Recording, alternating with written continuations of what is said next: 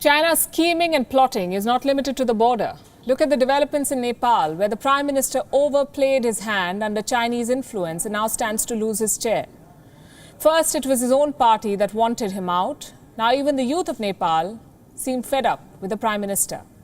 Since early June, large groups of people have been taking to the streets across the country. Most of these are youngsters. Despite the threat of the coronavirus, they're not afraid to step out of their homes and raise their voice against KP Sharma Oli's government. The people of Nepal, and especially the young, are angry with the government's response to the pandemic. They want a better strategy to counter the Wuhan virus. There have been more than 15,000 cases of COVID-19 in this tiny country. The protesters feel that the Oli government is not doing enough. They want a better testing and quarantine strategy, protection for healthcare workers, and an end to corruption. The youth in Nepal is angry with the political establishment. They've been using social media to organize protests and build pressure on the government. Nepal's healthcare system has come under intense scrutiny recently. Allegations of corruption and misallocation of funds have been levied against members of the government.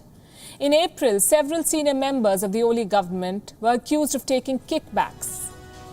The charges are over the purchase of Chinese personal protection equipment. And like most countries around the world, China supplied faulty equipment to Nepal too. Now, reports say that Nepal bought testing machines from China. First, their delivery was delayed. When they did arrive, the machines did not work. Two separate investigations are underway into Nepal's COVID-19 dealings with China. Seems like Prime Minister Oli's overdependence on China is now set to cost him dearly. The Prime Minister of Nepal has made a rather awkward attempt to distance himself from the corruption cases.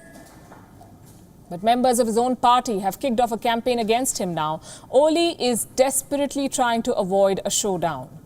Today, the top committee of Nepal's ruling Communist Party was supposed to meet. This meeting was supposed to decide the future of Comrade Oli. But it was postponed. The standing committee will meet on Wednesday now. Former Prime Minister of Nepal, Pushp Kamal Dahal, better known as Prachand, is pushing for Oli's resignation. Previous reports indicate that the numbers are on his side.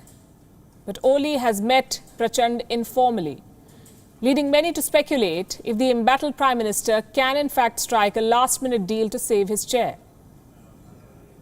Apprehending a collapse, Chinese diplomats have gone into overdrive in Kathmandu. China's ambassador to Nepal, Hu Yang-ki, has been meeting with senior leaders of the Nepal Communist Party. On Sunday, she met former Prime Minister Madhav Kumar Nepal. He is one of the leaders who's been demanding the resignation of Prime Minister Oli. 6 days ago, Madhav Kumar Nepal, alongside 3 other senior leaders, took on Oli during a party meeting. And they claim that Oli has failed on every count. He must resign. The turmoil in Nepal is growing. And the Prime Minister's position is becoming more untenable by the day. We'll keep track of developments for you.